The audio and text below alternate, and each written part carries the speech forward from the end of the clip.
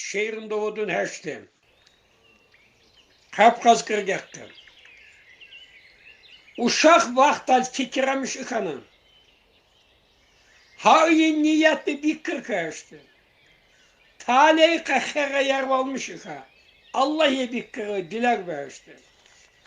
Çolul kolul her ika dünyayı. Düzünü yakıl iyi kır dünyayı. Allah'ı ka cuka iyi kır dünyayı. İkkanan ikayın dünyayleşti. Çelek ale her iyi kır çölüyar. Mısır'a mıkara iyi kır eliyar. Muddem şukur, sabrı eliyar. Halalın içine yesi, ikazı heşti. Öyle mi kıyla her ayırkun. Yugni ustadni hılaka girkun. Eliyaka Allah'ı azalız irkı. Tarihten müellim ikazı heşti. Dilak ika Allah'ız kahit kırın.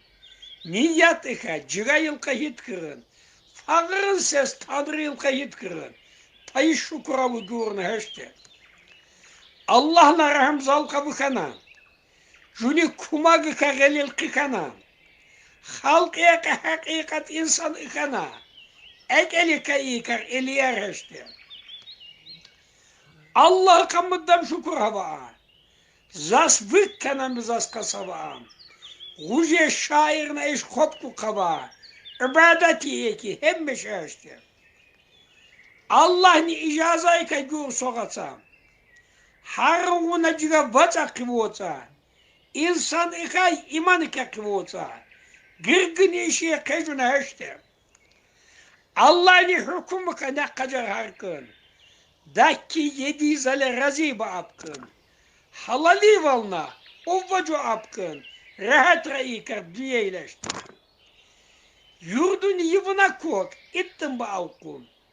Bu tarbi sermiş ki Allah'ı avku. İnkişaf yurda derrev kasavku.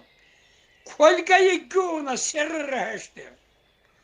İnsan arşı eyi. Düzü de uokne.